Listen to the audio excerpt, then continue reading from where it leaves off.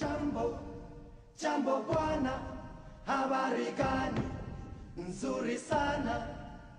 Wageni mwakaribishwa, Kenya yetu hakuna matata. Zanzibar, 88.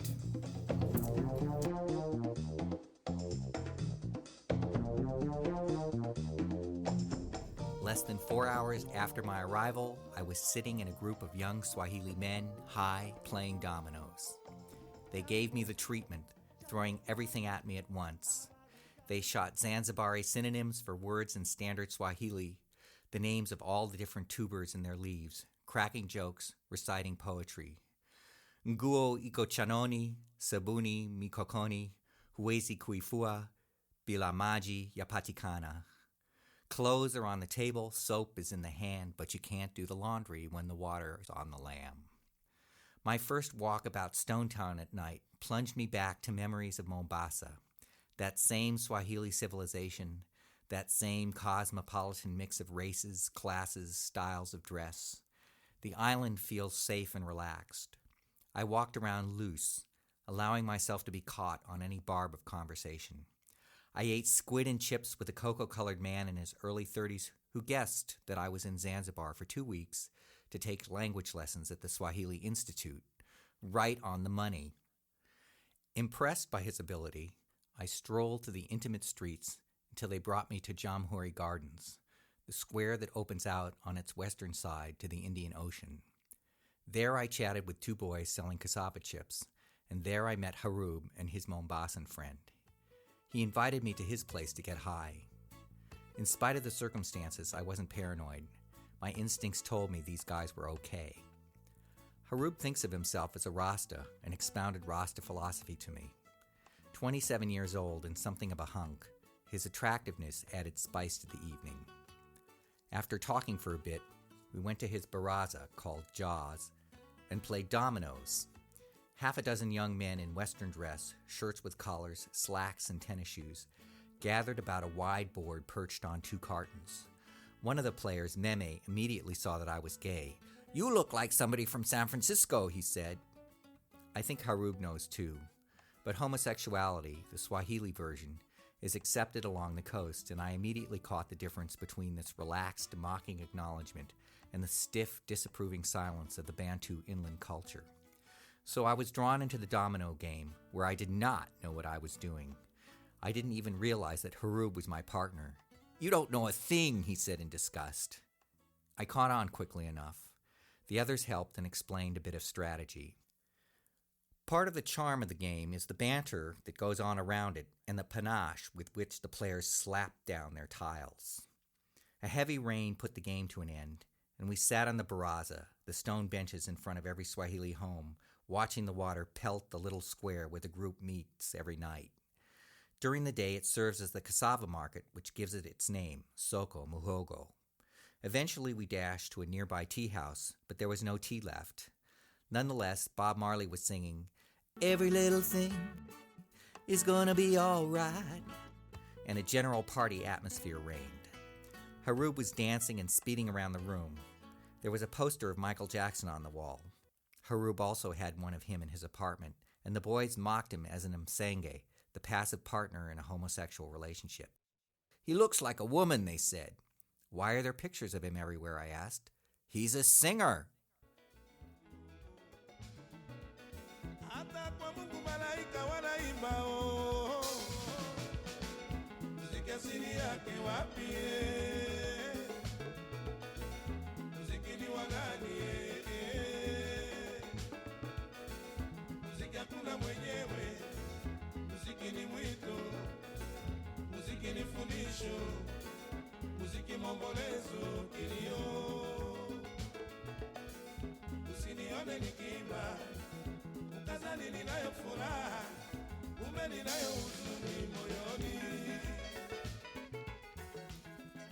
Ah, the easy beauty of the exotic. An amazing sunset over the waters of the Indian Ocean. I went to Forthani Gardens on the island's edge to eat at the wooden stalls and watch the crowd in its Sunday finery. The sunset matched the occasion with its own display. A long, dark processional cloud striated the sky, and while the sun was behind it, the silhouette of the small offshore islands, the tiny triangle of a sailing dhow, the rough line of the palm trees in the distance, all these were backlit by a luminous mixture of orange and shadow. The swirling crowd of Asians, Africans, and food vendors was scarcely less compelling. Women of all ages wore polyester dresses and the black Swahili version of the Islamic veil called, in suggestive association, buibui, spiders. One beautiful young woman sported a buibui with sheer see-through shoulders, very sexy. People nodded thickly around the food vendors, and what food! Not only the standard grilled meat and chicken, chips, corn, and roasted cassava, but squid and octopus, curries, tall columns of palm center sliced horizontally for their hearts. I returned to the squid again and again, Swahili, Hindi, English, orange, black, and shadow, the sibilant murmur of the ocean on the retaining wall, and the silhouette of children playing on the dock, carnival time in the realm of the senses. I returned to the baraza last night to play dominoes. Out of last night's crew, only Abou was back. A small young man with a serious and attractive face, he presents himself as a devout Muslim and strikes me as the possessor of a true heart. After the game, we had tea together. He asked me if I were interested in going to a Haroub concert, and no sooner had I said yes than he led me quickly through the dark pedestrian streets. We paid 20 shillings apiece to enter the auditorium of a tumble-down public building where a band of 8 musicians sent the wailing Arabic music out into the night. I was entranced. I was also Abou's guest. He wouldn't hear of my paying for anything.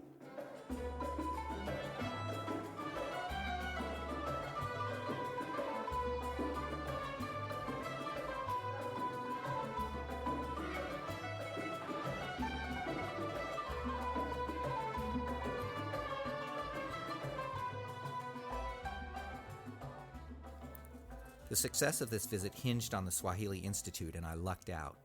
When I walked in yesterday morning, the Department of Swahili for Foreigners wasn't expecting me, in spite of the letter they'd sent 3 weeks ago announcing the beginning of a new teaching session for this date. They bounced out of their surprise with some aplomb, however, and assigned me Abdullah Haji Jecha, who himself is interested in literature and poetry. I like him. He is kind and conscientious. His teaching won't be wildly original, but dealing in Swahili for 4 hours at a crack every morning will be greatly beneficial. When I met the director of the Swahili Institute, I asked him if the institute had any rooms for foreign students. He immediately offered me the director's house, currently empty, for 300 shillings a night, roughly $1 at street rates. It is a Swahili-style house in Stonetown, furnished and dusty. The neighborhood is a constant hum of activity. Next door, a bakery clanks through the night. But the house itself is white, high, and cool, intimately nestled in a riot of alleys with a veranda off the bedroom, running water, and electricity. The muezzin is calling the afternoon prayers. It's time for my first swim off the island. Wavuvi hawazungumzi sana, si kwa sababu hawana cha kusema. Bahari inazungumza kwa sauti kubwa zaidi, aliyejifunza kusikia mlio wa mawimbi. The swim was gorgeous, the water calm and cool. To look back towards the shore and see the old stone houses rise yellowing against the sky. Mosaic of green and blue. The late afternoon shone behind me, putting the light at a slant, and I swam calmly.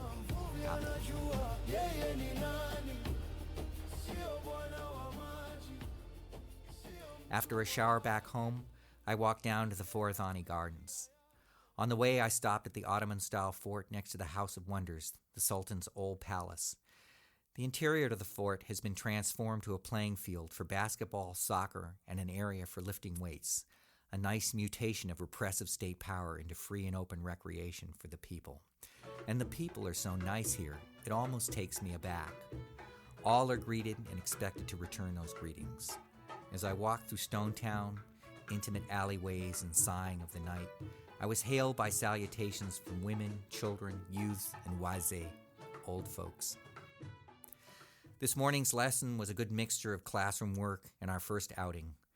We went to the outdoor market on Darajani Street to look at the Majina, inscriptions, or literally names, on the kangas, the cloth that women turn into blouses, skirts, and dresses.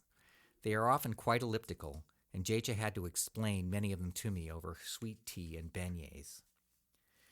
Ivumayu haidumu. The drum which beats loudly doesn't last long. Maskini hanashauri. The poor man has no choice. Mtaka chamvugani shaorti ainame. He who wants what is under the bed has to stoop for it. And my favorite, nimeona mengi sigutiki. I've seen a lot. It doesn't faze me. The pace is hard. There is so much to do with my time that it's hard not to overdo. The days pass in an unending stream of places, people, walks through Stone Town. Yesterday I ran from 8 in the morning to 11 at night without pause. And so half my stay has passed, half flown. I've broken a barrier with Kiswahili. I can discuss things now and hold a conversation without fear. The people here have been wonderful about repeating themselves, correcting me, and pitching their language to my level.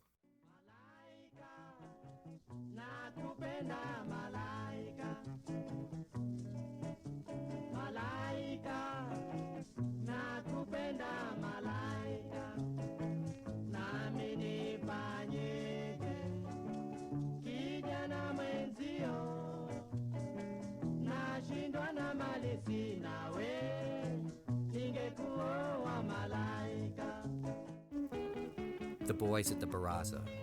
There are 3 now with whom I have established a special relationship. Haroub is the one who turns me on the most, in both senses. We get high every time we meet. He's very male-oriented, into exercise, and withal a sweet man. Abou works for the city government, probably one of the better educated men of the baraza. A serious Muslim, he's another fine fellow, intelligent and sincere. Both Haroub and Abou are of Bantu stock. Sabri, an electrician whose family owns one of the movie houses in town, has more Arab blood in him. He sent his wife to Dubai, where he has family. In the evening, he rides around town with his little boy on his bike.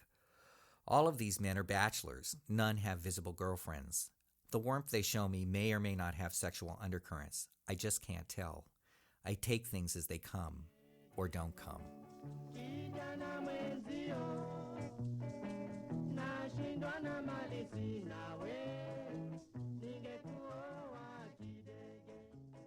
I had my last good restaurant meal last night, squid curry at Camless Restaurant.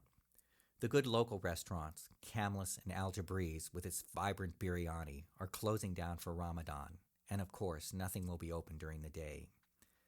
The rainy season here is serious. Every day it rains. The streets of Stone Town become a mess. People just go about their business.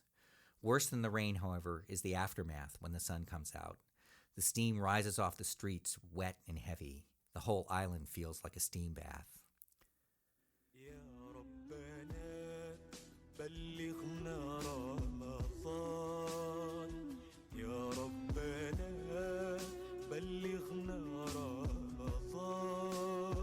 Tonight the sky was black with clouds as the sun had just recently set.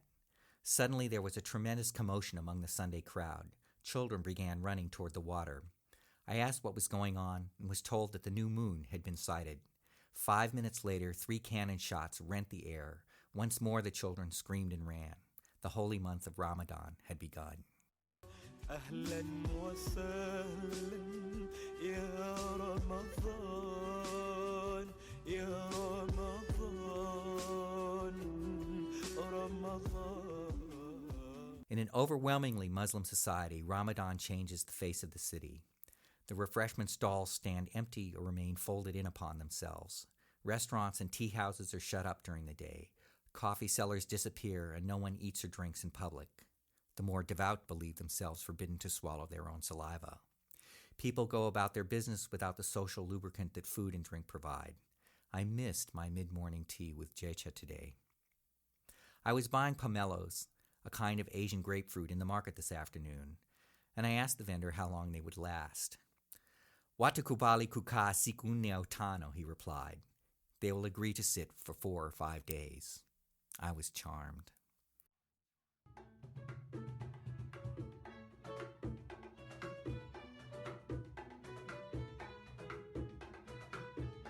Zanzibar, Africa in general, has restored the happiness I knew as a youth through the simple state of hanging out with friends.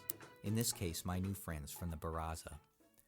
Abou was hit with tonsillitis a few days ago, so I've been visiting him while he convalesces. Haroub, who is sitting across from me as I write this, has turned out to be a genuinely nice guy in spite of my first impression of him as a fast liver. He says he prays 4 times a day, and yesterday he turned up at the baraza in kofia and kanzu. With both Abou and Haroub, I have formed a friendship that has sprung up through the medium of Swahili. This is when a language becomes part of my interior life.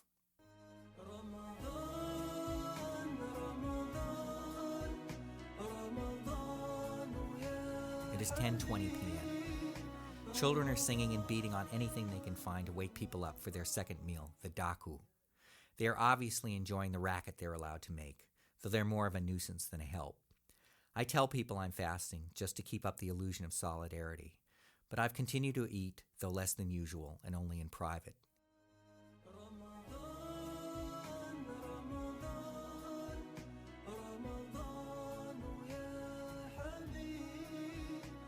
Tonight, my teacher Jecha invited me to his futari, the first meal after the fast.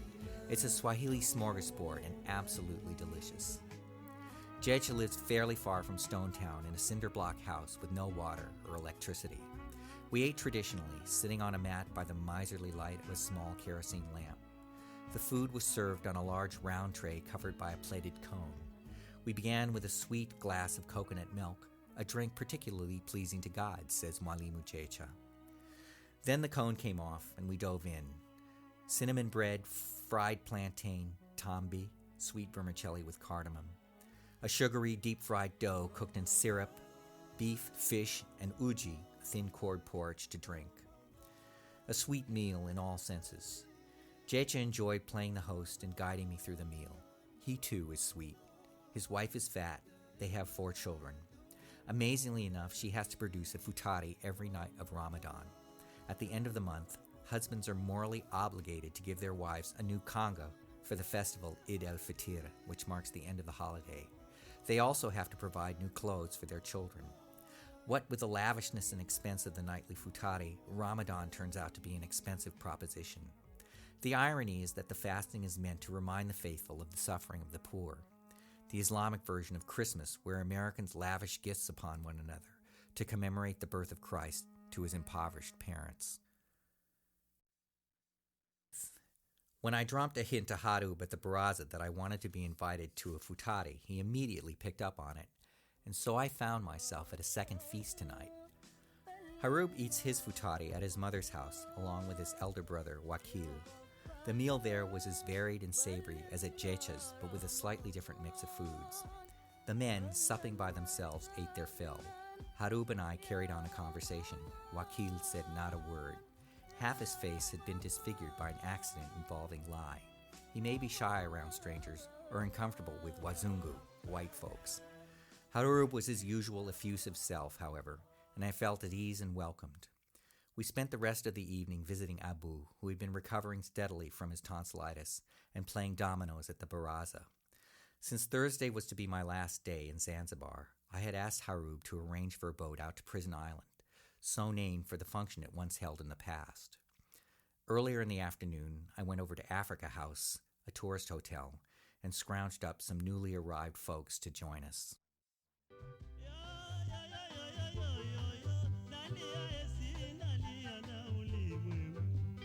Still marinating in Zanzibar's magical ambience, an island that delivers on the promise of its susurrant syllables.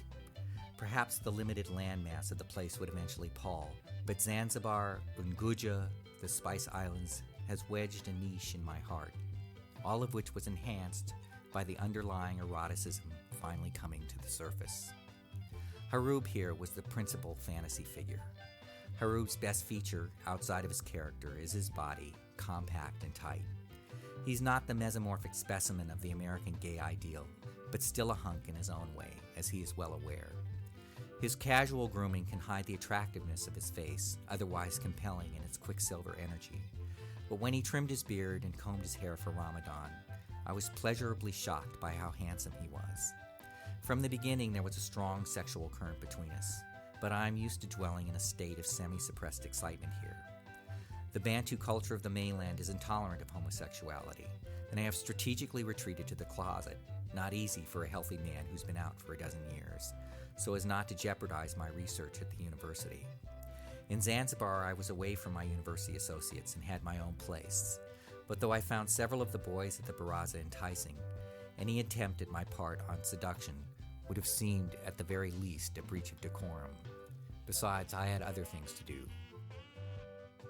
Haroub and I kept running into one another, however, and we developed a special friendship. The expedition to Prison Island was a futari of the senses.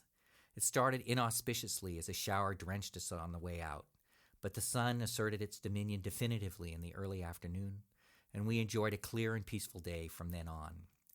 The couple I had invited to join us, Dorothy and John Mia, turned out to be hip and fascinating.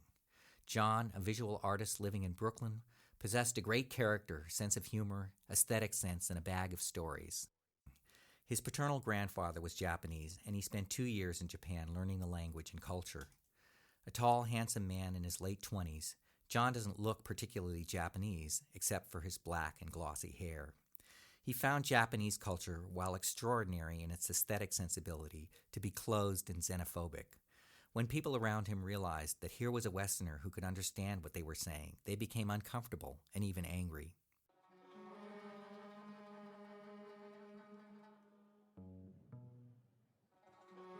In the meantime, I was having my own intense cross-cultural experience with Haroub. Even though he was fasting, Haroub decided to go swimming with us, an infraction of the rules, and he was beautiful in his bathing suit. We basically flirted in a low-keyed fashion the rest of the afternoon. He acted enticingly, and I let myself be enticed. Some of the dynamics translated into straight male erotics, wrestling and horseplay in the ocean, follow the leader games, did I dare dive off a high platform into shallow water? Twice, and moderate physical activity. I kept my end up, although Haroub is younger and far stronger than I. We both enjoyed his exhibitionism, and I believe he was impressed by my swimming ability and my willingness to play his games. Even though Haroub was acting like a tease, he was at the same time thoroughly Muslim. He wouldn't smoke grass with John and me, although he did after fasting hours. He performed 3 prayers while we were on the island, and he brought a religious pamphlet written in Arabic, which he read on the beach, looking very picturesque in his red wrapper. The island, now deserted, offered a peaceful refuge of palm trees, beach, and a few giant turtles making their home among the ruined buildings. The day turned brilliantly clear after the noon storm, and Zanzibar spread out in the distance across the expanse of water with its occasional triangle of sails like a necklace of rubbed-down wooden ivory.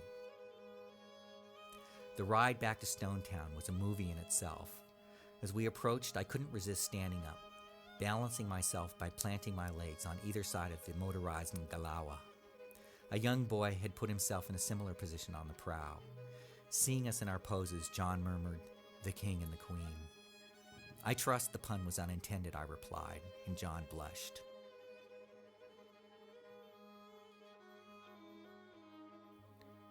That night, Haroub came to my house dressed in Castro fashion, tight jeans, an olive green military shirt open to the belly button, and a key ring clipped to the belt loop and tucked in the back pocket. I decided to bring the issue to a head before we parted. I was leaving the next day anyway. I let him know that I wanted him and put on some mild moves. We hugged and kissed on the mouth, going pretty far for a straight man, but I didn't push the issue any further. He mimed kneeing me in the groin, and I immediately backed off. Then came a great burst of English and Swahili. In my excited state, I didn't get all he said, but some of it was, "You're a man and I'm a man. I live alone with my parents." But the 2 sentences that stood out like fire were, "I like you. I trust you." So I let him go. He asked if I would come back to Zanzibar, and I promised I would. As he descended the stairs, he chuckled softly, and so did I. Some kind of pact had been made. Malaika, nakupenda malaika. Malaika, nakupenda malaika. Ingekuwa maliwe, ingekuwa dada. Nashindwa